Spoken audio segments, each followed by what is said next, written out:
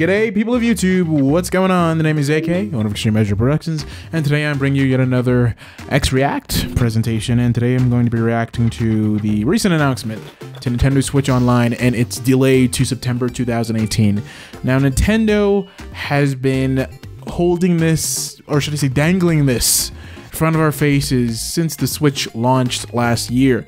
The Nintendo Switch Online service, and if you're unaware, is a new subscription-based service for the Switch, kind of similar to that of Xbox Live for Xbox One and PlayStation Network for PS4, where Nintendo is going to now make it mandatory that all Switch owners will have to pay a fee to access various online components of the Nintendo Switch. Now, not everything is going to be behind a paywall, but online gameplay, the Nintendo Switch Online app, the classic game selection, which could tie into Virtual Console, but don't know yet, and the Nintendo eShop, special Nintendo eShop deals will all be accessible if you purchase the Nintendo Switch the Nintendo Switch Online subscription, and everything else will be free for everyone. But it's those specific features which will require payment, and the paying model is actually really good. It's a lot cheaper than PlayStation Network or Xbox Live. For a 1-month membership, it will cost $4, a 3-month membership will cost $8, and a 12-month membership will cost $20. So these are all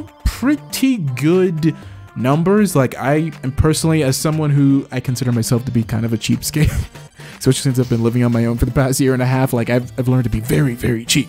And so when I see these prices, like, I'm a bit peeved to have to now pay, but that 1-month membership for $4, that's less than what I'm paying each month for my Deezer subscription. If you don't know what that is, Deezer is a music subscription service, kind of like Spotify. I pay $6 for that. And so when I see that 1-month membership for $4, I'm fine with that. That's a decent price. And again, it's a lot cheaper, a lot more competitive against PlayStation Network and Xbox Live. And really, I think Nintendo has picked those price models just for the sake of being competitive, because Xbox Live has been around since the days of the original Xbox. So that's nothing new. PlayStation Network was kind of introduced during the PS3 era, but it became a lot more integrated with the PS4 to the point where, like, a lot of games do require that you have a PlayStation Network subscription if you're going to play online. I'm not sure if it's every game or if it's just the majority of games, but the point is that the Switch Online service is very similar to those.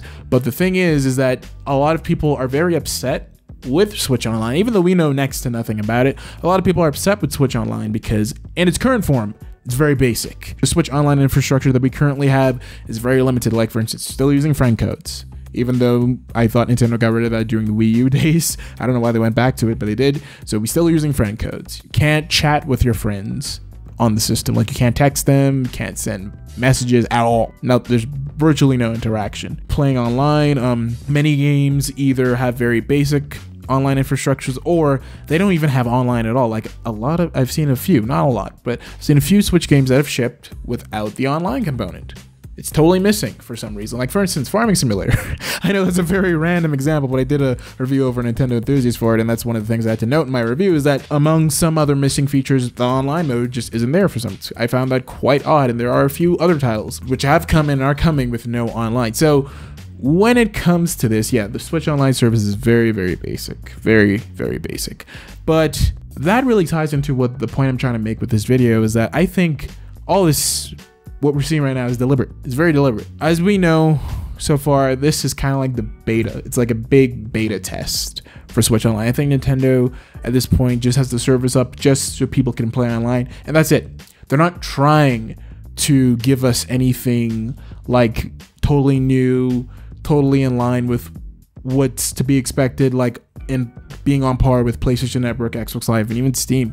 I think all of that will be coming when Switch Online launches in September of this year. I think at this point, Nintendo is just the reason as to why it keeps being pushed back. Because remember, Switch Online was supposed to launch all the way last year. I think last fall was when it was supposed to launch. The beta test was supposed to be throughout the summer. It was supposed to launch in the fall. So we were already supposed to be well into this Switch Online infrastructure, but it was pushed back basically by a whole extra year. And I think all of this, like I said, has to do with just Nintendo wanting to build this to be as amazing as it is out of the gate. As amazing as it could be right out of the gate. And again, that's because PlayStation Network and Xbox Live are already so common at this point. They've already become so integrated into the gaming ecosystem that now Nintendo is just trying to step in for the first time. Like I said, Microsoft has been doing this since the days of the original Xbox, and Sony started doing this back in 2006 when the PS3 launched. So with all that being the case, Nintendo is really just now, after all these years, trying to catch up to them, and I think that they want to get it right straight out of the gate. I think that's the reason why the Switch network infrastructure in its current form is so basic, and as to why Switch Online has kept continuously being pushed back. All of that has to do with just Nintendo wanting to get it right from the very beginning, because with this being a paid service, naturally expectations come with it. Like, the minute you start charging for something, quality is expected, because when you offer something for free, like, you know, people will take anything for free. That's why, like if you go to a special event that a company's holding, they'll give out free stuff. Usually it's just like really cheap stuff that could break in like 20 seconds, right? You know, like they give you free pens, for example, and the pen will just disintegrate the next week because it's just a cheap, like, little Chinese pen. And, you know, free stuff are usually really cheap, really useless. And that isn't to say that the current network infrastructure of Switch is useless, because it isn't.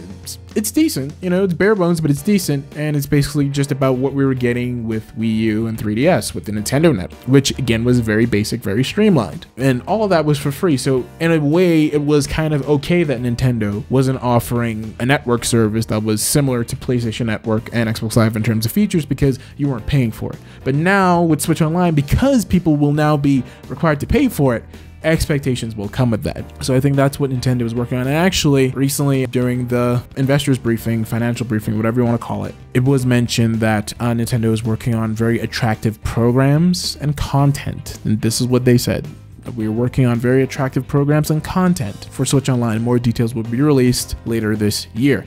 And while they didn't go into details as to exactly what that means, I'm pretty sure that probably means like special features, like what people are expecting. Perhaps it could be cloud saves. Perhaps it could be voice chat, like with the system.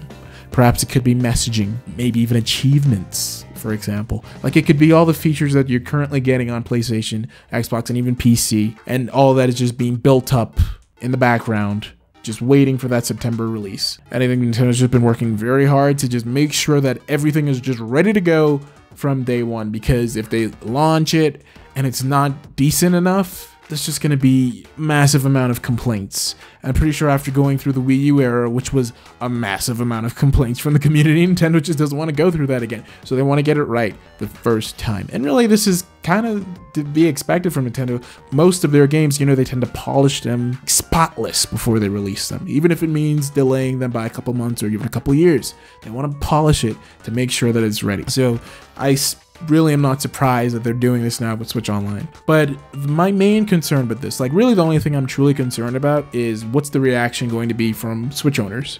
Right now, we know that there are currently nearly 15 million Switch owners all over the world, which is pretty decent considering that the system isn't even a full year old yet. But even though Nintendo has mentioned this constantly, that Switch Online is coming, they've constantly mentioned that it's going to be a paid service. And even when, like, I just got my Switch in December when I was on vacation, right? And yeah, I know I've been talking about this for quite some time and I just got the system, don't judge me. But yeah, when I was setting up my accounts, and I actually set up 3 accounts. I set up one for the US, Europe, and Japan, because I review games and I need to get review codes, right? So I set up 3 different Switch accounts, and every single time I went through that account setup screen, I think like either the last setup page or the second to last setup page was the Switch Online. Somewhere in the setup, Switch Online was featured. It showed the exact same list of details, the list of features that I showed you earlier in the video, and it clearly said that it's going to be a paid service when it launches. But even though that's the case, I know there are going to be a lot of people when Switch Online launches that are going to be totally ticked off when they find out that they're now going to have to pay to play online.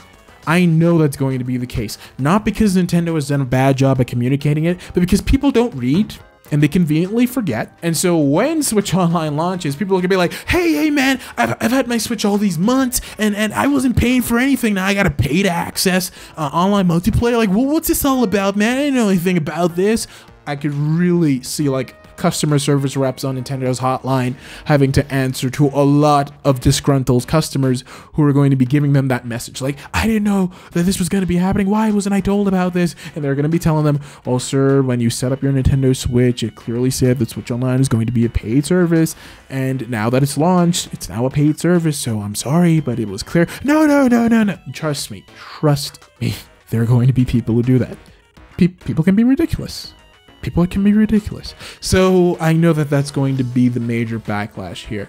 Like, at least with Xbox Live launched, like I said, it was with the original Xbox. So once you got into the Xbox ecosystem, that was just to be expected right off the bat. With PlayStation Network, yes, it took 3 generations before it came about, except it started with the PS3. But even with the PS3, PS3, it was still a free service. Like, you could still play online for free. You didn't need a PSN, or sorry, should I say like PS Plus membership for that. But with PS4, it became mandatory. But at least with the PS4, it started right from the minute the console launched. Like, when the console launched, that service was already online, it was active. So if you're a PS3 owner moving to PS4 and you didn't know about it, well, too bad for you. But if you were just a newcomer to the PlayStation universe, you had no expectations anyway, so it doesn't matter. It was there from day one, is the point. With Switch Online, it's in the interesting position of, at the time when Switch Online launches in September 2018, the Switch is going to be well over a year old. In fact, it's going to be a little over a year and a half old. And so people who've had the system like since launch and they were unaware of this, I can see a lot of them, like casual gamers, being very disgruntled. But of course, those who are in the know, the type of people who would be watching a video like this, a gaming related video, of course you would be in the know. In fact, you should be in the know since I'm telling you about it right now.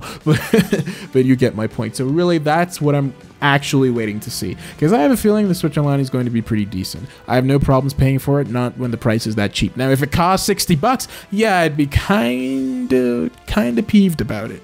But it only costs $20 for a whole year. Like, people spend more on Netflix and Spotify in a year, so that is really good. But I'm really just wanting to see like what's the general public's reaction is going to be, because right now really only gamers are talking about it. So I would like to see what the general reaction of the public is going to be like. Are people going to be willing to convert from free to paid? Because in a lot of instances, like, you have a free app and then you have like the pro version of that app that you have to pay for. And a lot of people, like, even if just using the free version of that app means that they're going to have to deal with stuff like ads, they'll do it. Like, take for instance YouTube Red. If you buy YouTube Red subscription, you could cancel out all the ads, unless you don't know about ad blocker, but that's another story. But if you have a YouTube Red subscription, you can cancel out all the ads. But how many people actually use YouTube Red versus just normal YouTube? Like, will you sit through an ad anyway just to avoid paying that subscription? That's what I mean. The minute you have a free service and a paid service, it's like, yeah, it's really hard to get people to convert from free to paid. Unless you make them. In this case, Nintendo will be making them. There really is no other option unless you just totally forego playing online. But I'd just like to see what they're going to do with this. I'd like to see what the outcome is going to be. And I just wanted to talk about this. Like, leave your thoughts down below. Tell me what you think about this situation. Do you think Switch Online is going to be decent? Do you think it's going to be worth the money? And do you think there's going to be a lot of outrage when it launches and a lot of people find out, oh, you actually have to pay for this now? Leave your comments down below, tell me what you think, and I hope to see you in the next video. And, oh yeah, click that subscribe button. You know you wanna. Thanks for watching.